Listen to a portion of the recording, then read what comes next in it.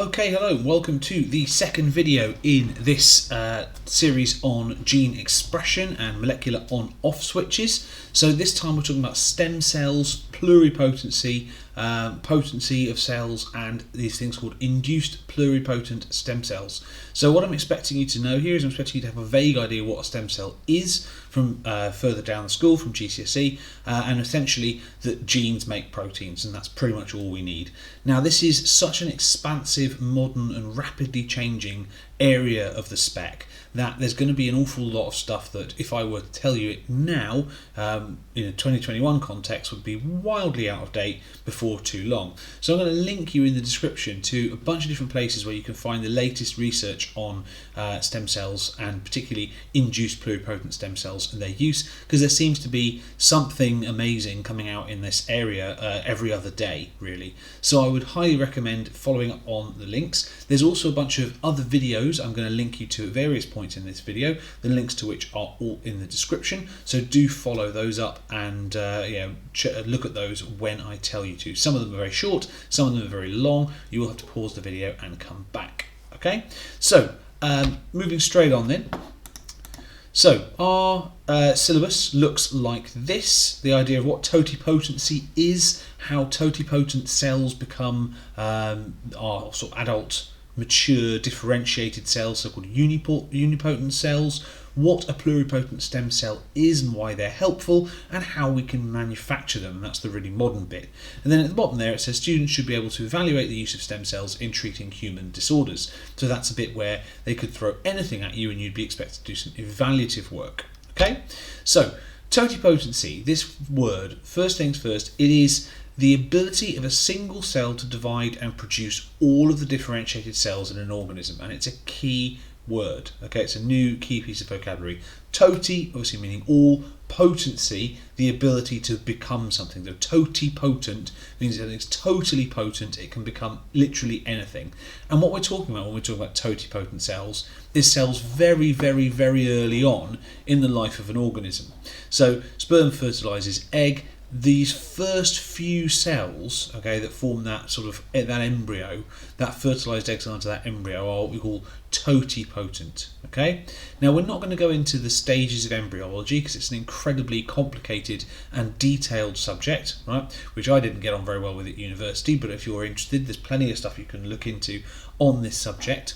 But there's a structure called a blastocyst that forms. So basically, this embryo here turns into a hollow ball of cells, and then a lot of the cells, these inner cells here, are what we would have thought of as a GCSE concept as embryonic stem cells. Okay, now they're not fully able to become every single type of cell that can possibly be made, just most of them. And then we have other words that describe that sort of gradual reduction in potency: pluripotent, multipotent, unipotent. Okay, but I'm getting ahead of myself. So why do cells need to specialise? Again, this is going back to GCSE, standard secondary school biology, right? Well, it's worth repeating that in every single cell's got every single gene for every single thing. So it doesn't matter if it's an eye cell that's got that's job is to absorb light. It's actually got the genes in there for making all of the enzymes that get manufactured in your liver, for example. Now, the only difference is that a specialised cell has got these genes switched on and other genes switched off. So at the start of life, all these genes are switched on, so-called genetic potential is very, very high. And as you go through the process of differentiation, you're switching off the different genes. But it is worth repeating that every single cell does have every single gene, the full complement of chromosomes, and we're going to come back to that as an important precursor to understanding induced pluripotent stem cells. So why do they need to specialise? Well, what's the advantage? Why couldn't they just have all the genes switched on all the time? Well, the idea would be that if you're synthesising some proteins, they're going to interfere with others, right? Because that's what genes do. They code for protein, as you know. Right, so cells only synthesize the proteins that are required for their role. This limits their wasted energy, right, and also means that proteins don't interfere with one another. And the way those genes are prevented from being activated is either to prevent transcription, and therefore prevent the production of the mRNA, mRNA or to interfere directly with that mRNA and therefore prevent translation. And these mechanisms, this sort of regulatory clockwork, are what we're going to get onto later in this chapter of work. Okay, so we'll not linger on that for too long. So I always like to think of this, right, this idea of totipotency down to unipotency, like a big game of Guess Who. You know my theory that all, well, that's not a theory, it just is the case, that all children's toys are actually just early training to get you thinking about the world in a biological fashion, okay? Guess Who basically is like going from a totipotent stem cell down to a unipotent single thing. So at the beginning of the game, all the faces are flipped up, that's like all the genes being switched on, and as a cell goes through its life, it switches off, flicks down certain different genes until it's left with one cell character. It's a fully differentiated unipotent cell. Okay, and in this case that would be you'd be aiming to get to Jake. And at some point when I've got a willing PGCE student or some particularly artistic year 13, I'm going to get them to try and make a cell types Guess Who, because I think that'd be a wonderful thing. But it's not the kind of thing that I've got the time to do. Okay, but that's something I really want. So if you feel you can do that, let me know. Right. So this term potency literally means the ability of the cell to differentiate. Okay, we call that potency, how potent the cell is. Now the more cell types a cell can differentiate into, the greater its potency. Okay, you can also use the phrase gene activation potential. Okay, that's potency can be described as, because it's how many genes are being activated and how many are switched off and put away. Okay, now this is slightly different to what you learned at GCSE, where it was you either had an embryonic stem cell, an adult stem cell, or a differentiated cell, like 1, 2, 3, that's it. Okay, actually there's a whole sliding scale of levels of gene activation and levels of potency between a fertilized egg cell and a finished muscle cell, nerve cell, whatever it might be. Okay, so there's a lot of difference there. So to go through those words, now this is obviously the A-level difference, is the A-level standard you'd be expected to use. In an early embryo's life, we've used the word totipotent. We've discussed that already, what that means. Okay, as the embryo starts to differentiate a little bit more, the cells within the embryo, and it collapses into that ball, that blastocyst, some of those cells go through a division where they make the placenta and they can't make anything else. Okay, and all the other cells are destined to end up being your body. Okay, we would say those cells are now pluripotent. Plural potency, because there's still an awful lot of potency there. They can become any cells of the body, but they probably can't become the placenta. Okay, then you start getting those pluripotent cells differentiating into the different layers within the body. Okay, and they become the precursors of things like muscle and connective tissue, nerve tissue, the tissue of your organs and your internal gut. Okay, and a fun fact about the blastocyst is the next thing that happens with this ball of cells is it collapses into a donut, into a tube. Okay, and there's two different types of organisms, anterosomes and deuterosomes. One collapses in, the first hole that's made is going to be destined to be the mouth, and the other is destined to be the anus. Okay, and depending on whether you're anterosome or deuterosome, it depends whether your bum forms first or your mouth forms first, and guess which you are. So you can biologically accurately tell people you don't like, everyone started their life as a backside, and some people never got over it. Biologically accurate insult you can use and get away with. Right, so that's pluripotent. Multipotent basically means that these are the precursors of certain types of cells. So the cells in your bone marrow, for example, are multipotent. They can become bone cells, they can become all the different types of blood cells. Okay, they're what we would call adult stem cells, probably what you know of as adult stem cells from lower down the school. And then once all this differentiation is completely finished, you've got down to unipotent cells. That is an adult single type of cell that cannot differentiate into anything else. It's finished, it's done its job. Okay, so it's doing its job. Okay, so most cells lose their ability to respecialize in you, right? You are not the type of organism, humans not the organism that keeps that potency throughout their life. Most cells lose the ability to respecialize once they're differentiated, and that's it. It's why generally if you break your back or sever your spine or something like that, those cells are not going to grow back. No, brain injury doesn't recover in the same way as the ability people had before the brain injury, for example. Okay, so those cells that retain the ability, that are quite few and far between, these so-called multipotent cells, are called the adult stem cells, which is probably a term that you've heard before. And at this point, I'd like you to pause the video and watch sub-video 1, linked in the description. Okay, and this is from the Canadian Stem Cell Network. They've got a series of really nice, short 1-minute videos just to explain key terms that we've discussed so far. Definitely watch the video that I've linked to directly. Right, that's sub-video 1, and then there's a link underneath to a catalogue of a few other 1-minute videos to explain different terms that we've already talked about and some that we're going to get on to. Okay, so pause the video now, have a look at those, come back when you're done. Okay, I hope you enjoyed the work there of those wonderful Canadian stem cell scientists. So moving on then, here are our two sort of terms from GCSE, where stem cells come from. Embryonic stem cells, adult stem cells.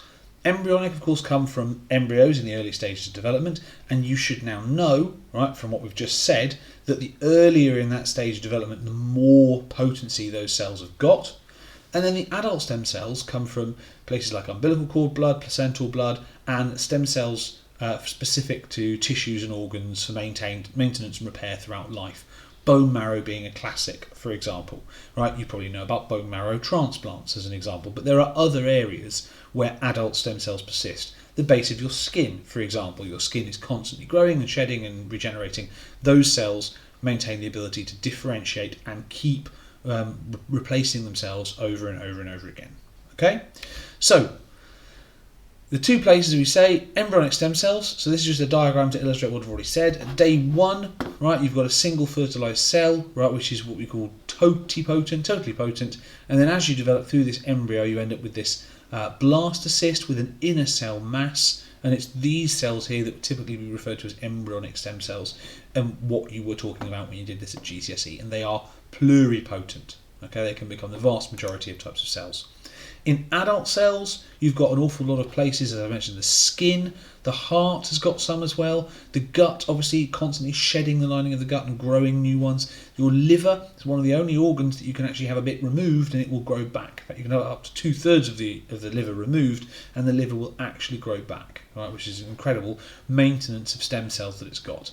Of course, bone marrow, famously bone marrow transplant, skeletal muscle, you can grow and lose muscle throughout your life, right? That's basically sports science and exercise and training.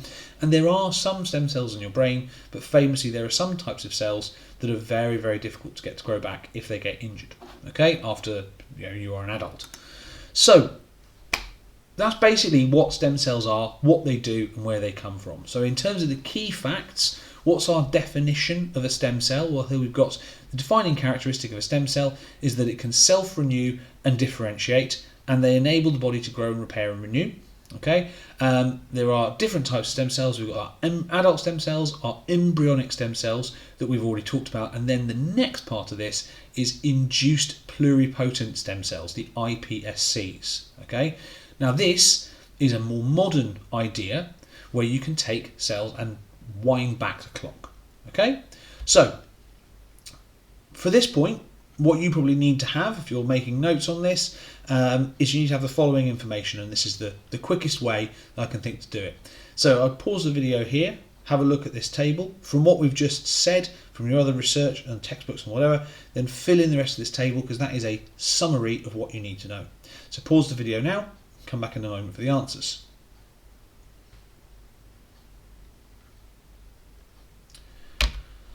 Okay, so there are answers to that one. It's basically a summary of what we've said. So the totipotent, pluripotent cells are found in embryos, multipotent, unipotent generally in adults. The differentiation obviously gets less, the potency gets less as you go into the older types of cells. You've got some examples there. So a good example of a unipotent cell there is a cardiomyocyte, which is a muscle cell within the heart, okay, which can conduct electricity and contract like a muscle cell.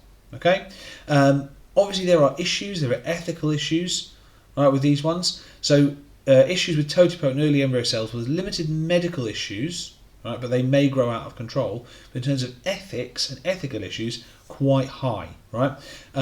In terms of the science, they're probably the best form of from stem cell that we've got. In terms of the ethics, very, very tricky. Okay. And obviously, the further you go down the line of these stem cells, if you're thinking of using them to donate to someone, the more chance you've got of a rejection. The more chance you've got of the immune system of the recipient rejecting these cells. Okay?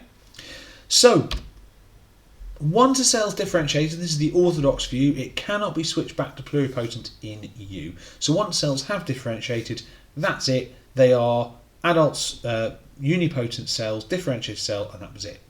Or so we thought until the 90s, okay, until sort of the late 90s. And you probably know this famous experiment, there were others as well, but this famous sheep on the side here, which is of course Dolly the sheep.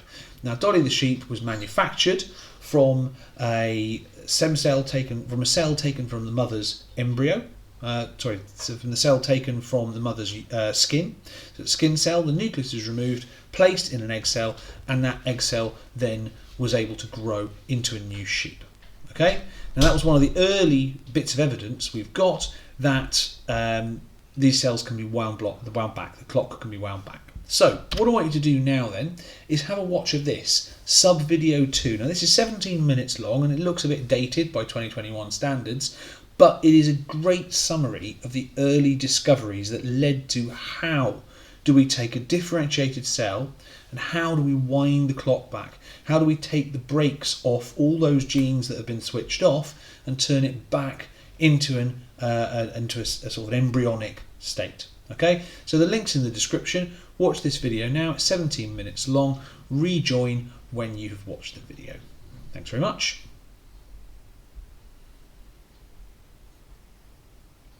Okay, so as a summary of that, hopefully you've learnt from that video that induced pluripotent stem cells, or iPS cells, are derived from unipotent cells. Right? Most body cells can do this. They are genetically altered to wind the clock back, to take the brakes off all those genes, become like embryonic stem cells, pluripotent, and then obviously you can use different signals, right, found around other cells to differentiate them into the cells that you want, to turn the genes on and off that you want to make these cells behave the way you want them to. Now obviously the potential for this is incredible. All right, if you can basically take a skin cell, take all the brakes off, basically flip up all the faces on your Guess Who game and flip them all down again to make it into a heart cell, then of course you've got the possibility of repairing heart tissue, repairing various damage, and that is really active area of research. I'm not going to try and summarize it now because it will be out of date before you'd even watch this video. Okay, so there are a series of links in the descriptions to reputable sources of information on stem cell research, including Nature and the British Heart Foundation. And if you're interested in the kind of things that you can do with induced pluripotent stem cells now and the latest science, I would suggest having a look at those. Okay, induced pluripotent stem cells are also further proof that adult cells keep hold of that genetic information. It doesn't go anywhere. They've got it, but it's just switched off. Okay, so why are they good? Well, induced pluripotent cells are obviously very, very similar to embryonic stem cells. They're not exact duplicates. There is an element of cell damage and aging that comes on, which is interesting in an area of research. They are capable of self-renewal, just like embryonic stem cells. They can potentially divide indefinitely, like stem cells, and they could replace embryonic stem cells in research. Okay, and of course the good thing is that you can consent to donate a cell to be turned into an embryonic stem cell. Okay, which will overcome the vast majority of ethical issues most people have raised with using embryonic stem cells over the last couple of decades. Okay, so very, very attractive target. Now here's a diagram on the side here about how induced pluripotent stem cells could be used to treat macular degeneration, right, an eye condition. Okay, you can have a read of that if you want. Pause the video, have a read. Okay. Other possible uses, right, just a quick list, there are so many more in terms of repairing heart muscle cells, skeletal muscles, pancreas, talking about treating type 1 diabetes. There's some amazing research in making mini artificial pancreases from stem cells and nanotechnology, nanotube cages. Incredible research. Nerve cells, blood cells, skin cells, bone cells, cartilage cells, retina cells of the eye, all these different things could, all the problems of these cell types could be treated by induced pluripotent stem cell therapies. So it's a really exciting and really active area of research. And in fact, I'll leave you on this note here. This is from 2017, which is a story about where a Japanese man was actually the first person to receive one of these iPS cells donated from another person to treat his macular degeneration. Okay, so people using iPS cells to treat various diseases are walking around the world now. This is a technology that is being used now, and it's only getting more advanced and better as we go on. Okay, and that lesson is just a very, very short introduction to what an induced pluripotent stem cell is, what a stem cell is and how they work. You can, of course, look into as much or little of this research as you would like, because there's an absolute wealth of it out there, and it's a fascinating and exciting area of biology. Okay, so we'll leave that there. Next up, we've got how. How do we switch genes on and off? How do we control transcription and translation? What are these molecular on-off switches that we've mentioned today? So I'll see you then. Thanks very much.